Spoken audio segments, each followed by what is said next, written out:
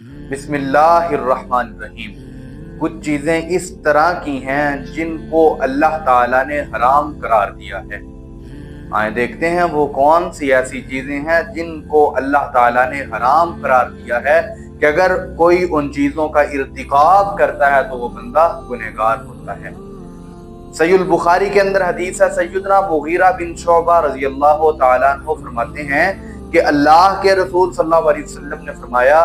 ان اللہ حرم علیکم عقوق الامہات، کہ اللہ تعالیٰ نے تم پہ ماؤں کی نافرمانی کو حرام قرار دے دیا ہے۔ ویسے تو اللہ تعالیٰ نے ماں اور باپ دونوں کے ساتھ حسن سلوک کا حکم دیا،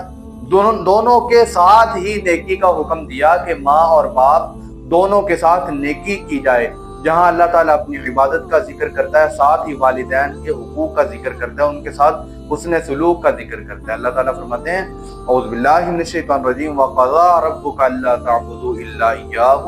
وَبِالْوَالِدَيْنِ إِحْسَانًا۔ اللہ تعالیٰ فرماتے ہیں عبادت صرف رب کی جائے، یہ اللہ نے فیصلہ کیا ہے، اور اللہ نے یہ بھی فیصلہ کیا ہے کہ والدین کے ساتھ حسن سلوک کیا جائے۔ تو لیکن یہ بالعموم تھا، اور پھر بالخصوص جس کو اللہ کے رسول صلی اللہ علیہ وسلم نے فرمایا کہ اللہ نے حرام قرار دیا ہے تو وہ یہ ہے کہ کوئی بندہ اگر اپنی ماں کی نافرمانی کرتا ہے تو ماں کی نافرمانی کو اللہ تعالیٰ نے حرام قرار دیا ہے۔ یہ بھی حدیث صحیح البخاری کے اندر ایک بندہ اللہ کے رسول صلی اللہ علیہ وسلم کے پاس آیا اور آ کر کہنے لگا اللہ کے رسول میرے حسن سلوک کا سب سے زیادہ حقدار کون ہے؟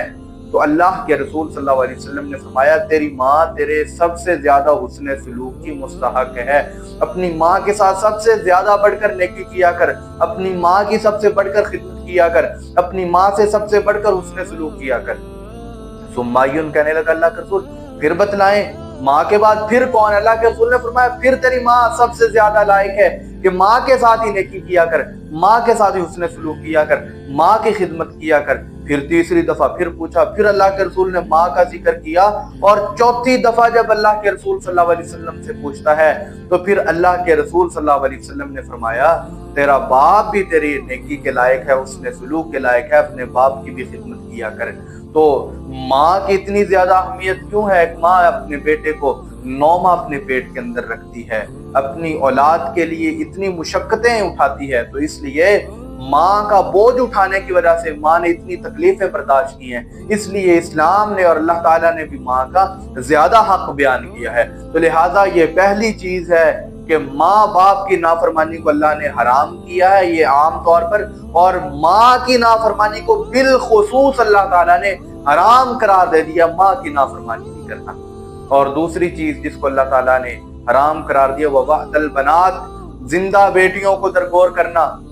اسلام یہ کہتا ہے کہ بیٹیوں کے ساتھ بھی حسن سلوک کیا جائے، بیٹیوں کی بھی اچھی تربیت کی جائے، ان کی بھی تعلیم و تعلم کا خیال کیا جائے، ان کو بھی اچھی تعلیم دلوائی جائے، یہ اسلام کہتا ہے۔ اللہ کے رسول صلی اللہ علیہ وسلم نے فرمایا جس بندے کو اللہ تعالیٰ نے 2 بیٹیاں دی فَأَحْسَنَ إِلَيْهِنَّ، پھر وہ اپنی ان بیٹیوں کے ساتھ اچھا سلوک کرتا ہے، ان کی تعلیم کا خیال کرتا ہے، ان کی تربیت کا خیال کرتا ہے، فرمایا كُنَّ لَهُ سِتْرًا مِّنَ النَّارِ، کل قیامت کا دن ہوگا اس کی جو بیٹیاں ہیں جہنم سے اس کے لیے پردہ بن جائیں گی، اس شخص کو جہنم میں نہیں جانے دیں گی۔ یہ بیٹیوں کی فضیلت ہے۔ اور فرمایا وَوَعْدَ الْبَنَاتِ، اگر کوئی زندہ اپنی بیٹیوں کو درگور کرتا ہے تو یہ بہت بڑا گناہ ہے، اس کو اللہ تعالیٰ نے حرام قرار دیا ہے، یہ کام حرام ہے، کوئی بھی شخص اس طرح کا کام نہ کرے۔ اور تیسری چیز جس کو اللہ کے رسول صلی اللہ علیہ وسلم نے فرمایا کہ اللہ تعالیٰ نے اس کو حرام قرار دیا ہے، فرمایا وہ یہ ہے وَقَرِهَ لَكُمْ قِيلَ وَقَالَ، قیلا وقال کو اللہ تعالیٰ نے حرام قرار دیا ہے۔ اب قیلا وقال کیا ہے؟ کہ کوئی بھی بندہ کہے کہ مجھے یہ بات وہاں سے پہنچی ہے، مجھے فلاں بندے نے یہ بات بتائی ہے، فلاں بندے نے تیرے بارے میں یہ بات کی ہے، تو یہ غیبت کے زمرے میں آتا ہے۔ غیبت، چغلی، ان چیزوں کو اسلام نے حرام قرار دیا۔ اللہ تعالیٰ فرماتے ہیں یا ایھا الذین آمنوا ان جاءکم فاسق بنبأ فتبینوا، کہ اگر آپ کے پاس کوئی بھی بندہ خبر لے کر آتا ہے تو پہلے اس کی آپ تحقیق کریں، چھان پھٹک کریں، پھر آگے دیکھیں آپ نے اس بندے کے ساتھ اپنا رویہ کس طرح کرنا ہے۔ تو کسی کی بھی سنی سنائی بات پہ آپ نے اعتبار نہیں کرنا۔ اور وَقَرِهَ لَكُمْ قِيلَ وَقَالَ، اللہ تعالیٰ کی وقال کو ناپسند فرماتے ہیں۔ اس کا معنی ایک یہ بھی ہے کہ وہ بندہ جو فضول ہی بولتا رہتا ہے، ایسی باتیں کرتا رہتا ہے، بے مقصد فضول باتیں کرتا ہے، اللہ کے رسول صلی اللہ علیہ وسلم نے فرمایا من حسن اسلام المرء ترکہ ما لا یعنی،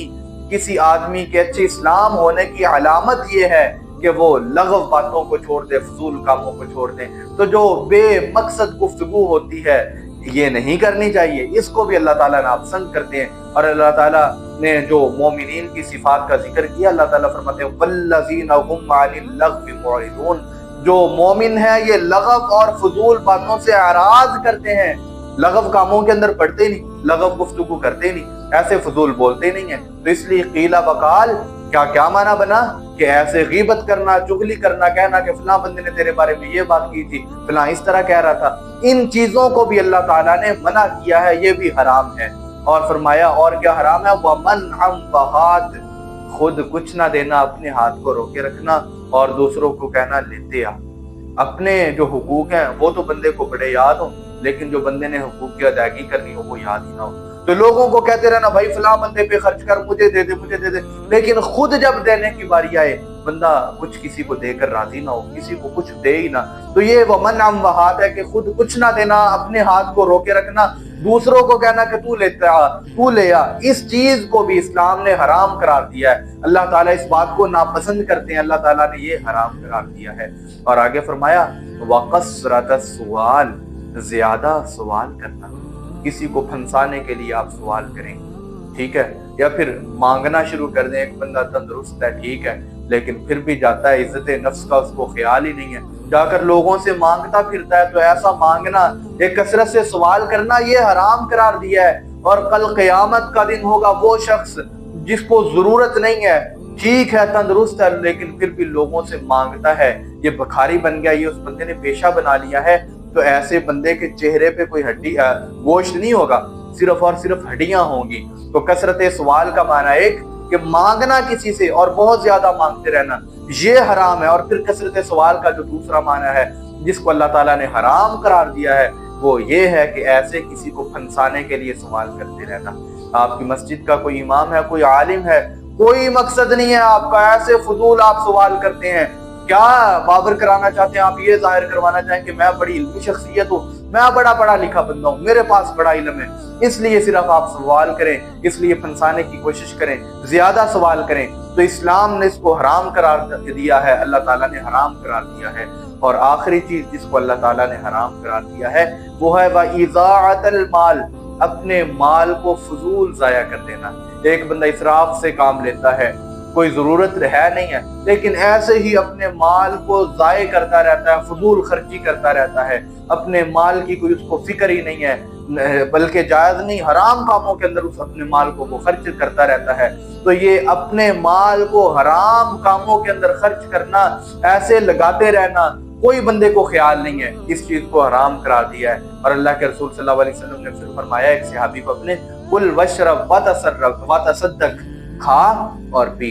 وتصدق، اور اللہ کے راستے کے اندر بھی دیا کر، لیکن فرمایا ساتھ نہ بخل سے کام لینا ہے اور نہ ہی اسراف کرنا ہے، اپنے مال کو ضائع بھی نہیں کرنا۔ تو اس لیے کل قیامت کا دن ہوگا، اللہ تعالیٰ نے جن چیزوں کا سوال کرنا ہے ان میں سے اللہ تعالیٰ یہ بھی پوچھیں گے بندے تیرے پاس مال تھا، تو نے کہاں سے کمایا تھا اور پھر اس کو خرچ کہاں پہ کیا تھا۔ تو اگر آپ نے اپنے مال کو خرچ کرنا ہے صرف اور صرف تو اللہ کے راستے کے اندر خرچ کریں، وہاں اپنے مال کو لگائیں، ورنہ فضول اپنی خواہشات پوری کرنے میں اگر آپ اپنے مال کو لگاتے ہیں، اپنے مال کا تصرف کرتے ہیں تو یہ بھی حرام ہے۔ تو یہ وہ چیزیں تھیں جن کے بارے میں اللہ کے رسول صلی اللہ علیہ وسلم نے فرمایا کہ ان کو اللہ تعالیٰ نے حرام قرار دے دیا ہے۔ تو اپنے ماں باپ کی نافرمانی کرنا یہ حرام ہے، کثرت سے سوال کرنا، اب مانگنا بھی یہ سوال کے اندر آتا ہے، کسی کو پھنسانے کے لیے سوال کرنا یہ بھی ہے، یہ بھی حرام ہے، زندہ بیٹیوں کو درگور کرنا یہ بھی حرام ہے، اور پھر چغلی کرنا، قیل وقال، یہ کہنا کہ فلاں بندے نے یہ بات کی آپ کے بارے،